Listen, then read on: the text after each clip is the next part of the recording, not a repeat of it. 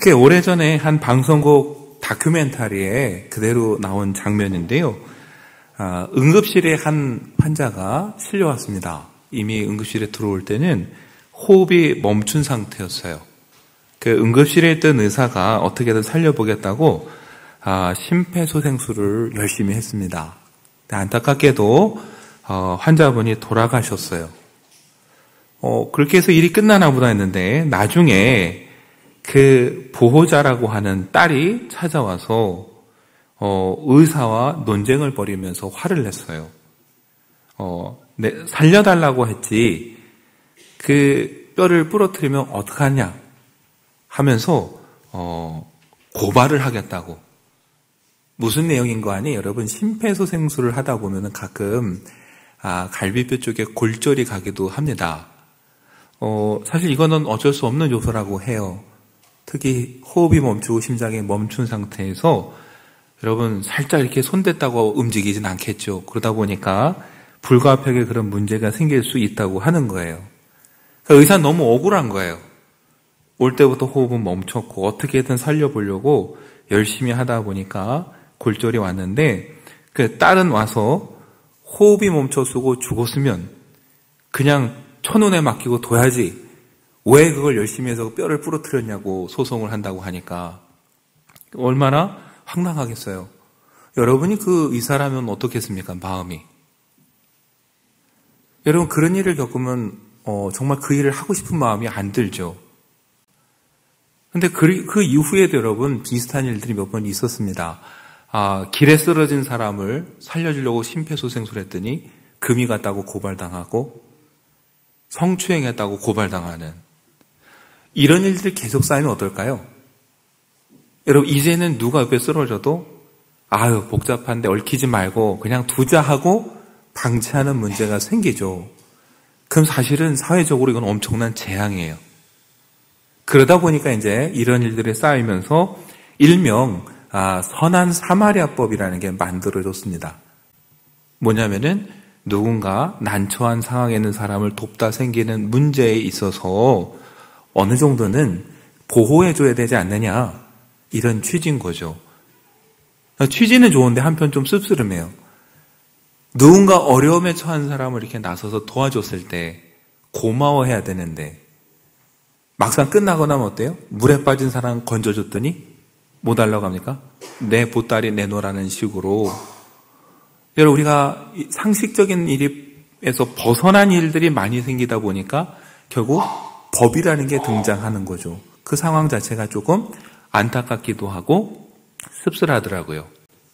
근데 오늘 그 본문을 읽다가 사실 그 다큐멘터리가 떠올랐어요. 왜냐하면 오늘 이스라엘이 보여주는 모습이 그런 모습으로 시작이 되거든요.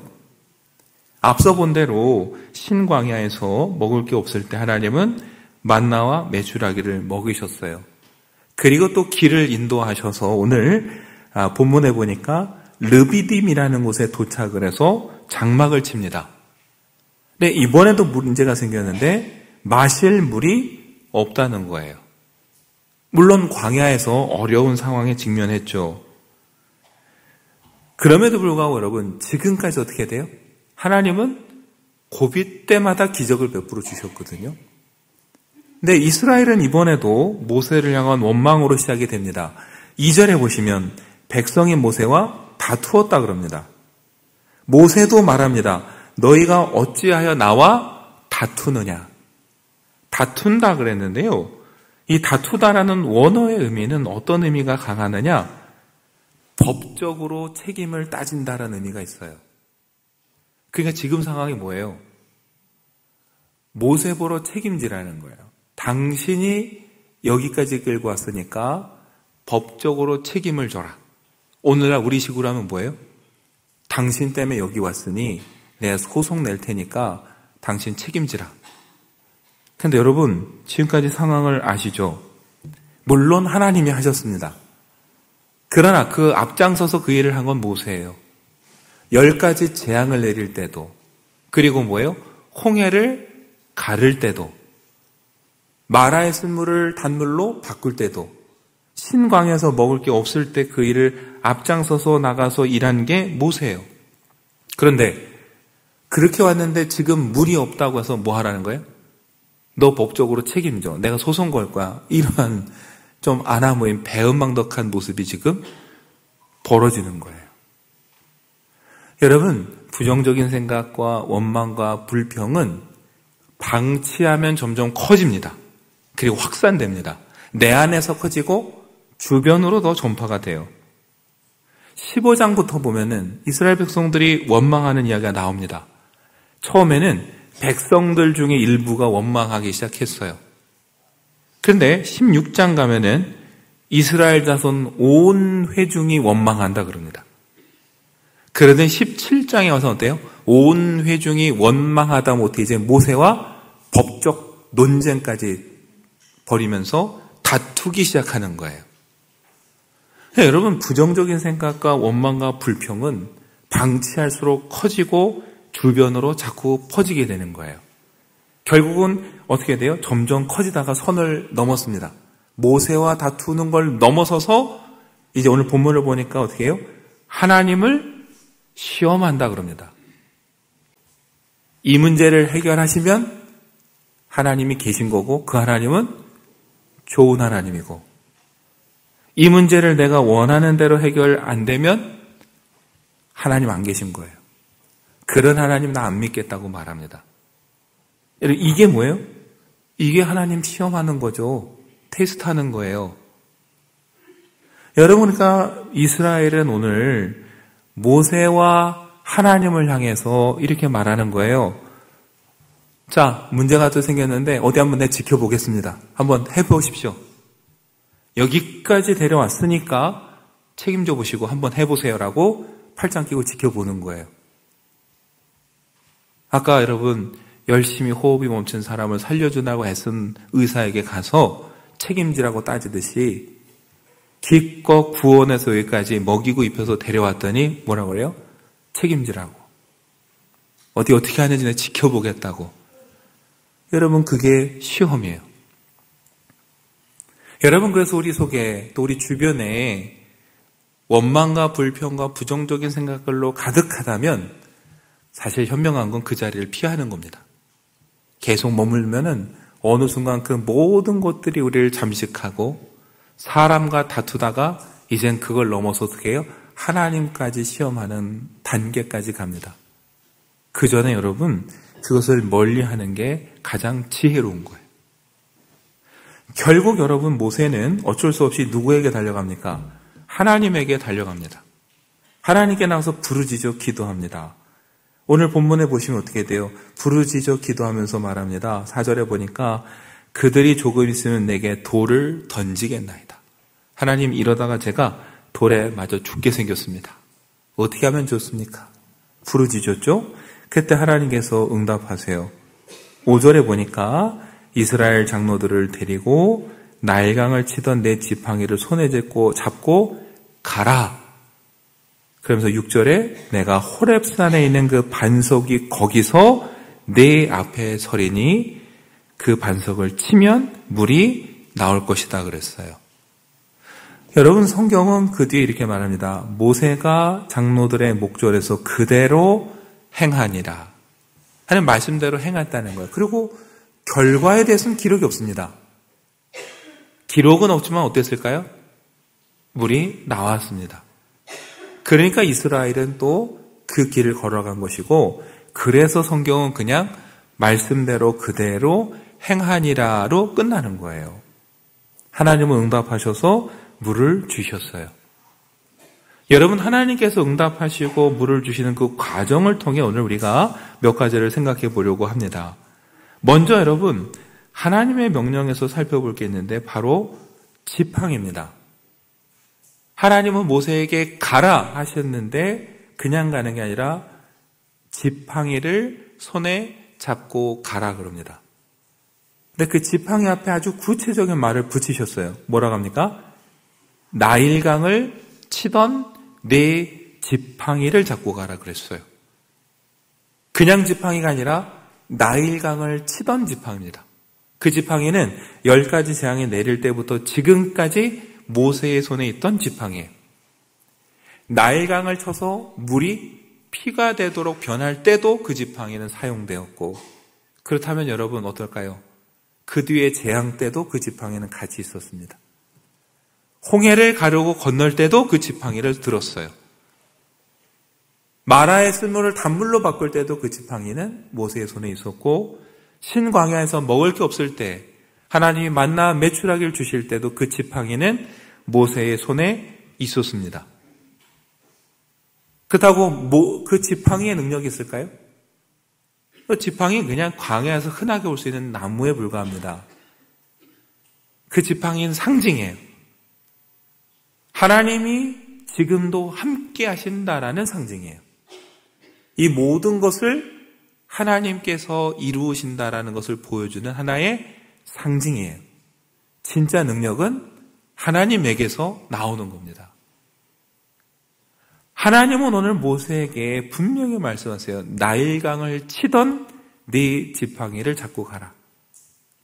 이집트에서도 함께 하셨던 하나님이 오늘도 함께 하시고 앞으로도 함께 하실 거란 뜻이고, 이집트에서 10가지 재앙을 통해서 구원하신 하나님, 홍해를 가르신 하나님께서 오늘 이 자리에서도 어떻게 해요?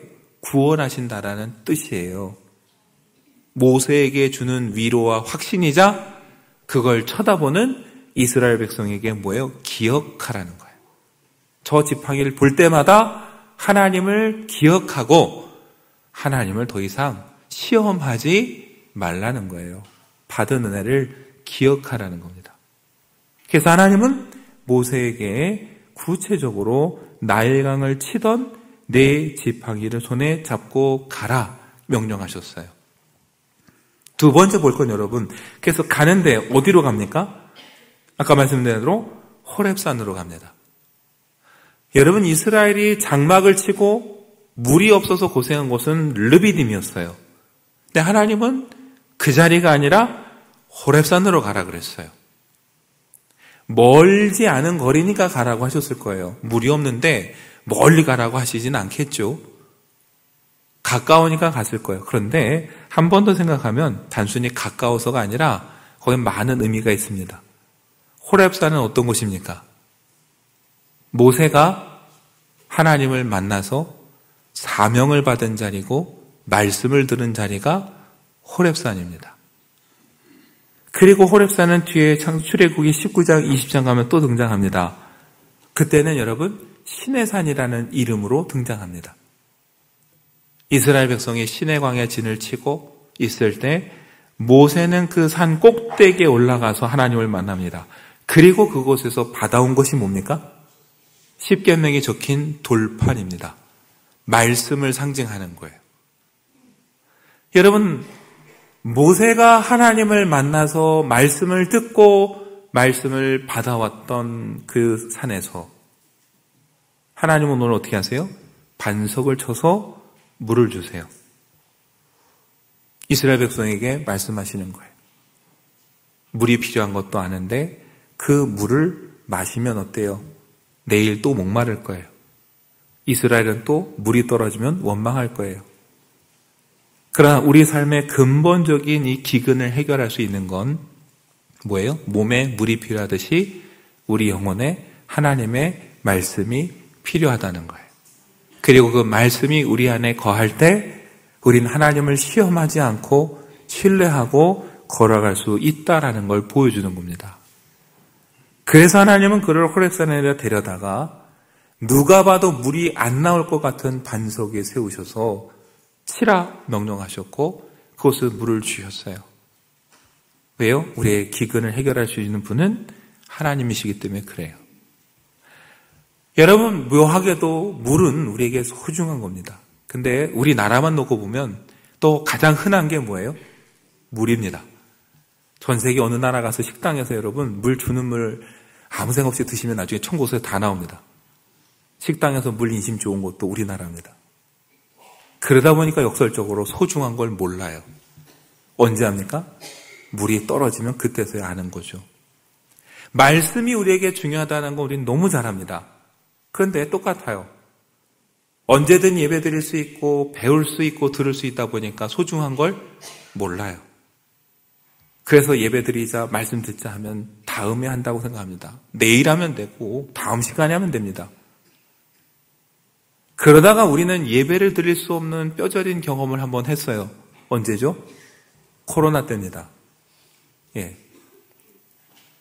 여러분 기억하세요? 제가 취임식하고 그 다음 주에 전면 비대면이 선포가 돼서 저는 해가 바뀌도록 교인 얼굴을 못 봤어요. 그래서 제가 집집마다 문 앞에 찾아갔어요. 그때는 똑같이 한 목소리를 얘기했어요. 코로나가 끝나면 우리는 정말 모여서 기쁨으로 예배드리겠다고. 그리고 한동안 그랬습니다. 근데 한 3년 지나니까 좀 어떠세요? 우린 또 익숙해졌어요.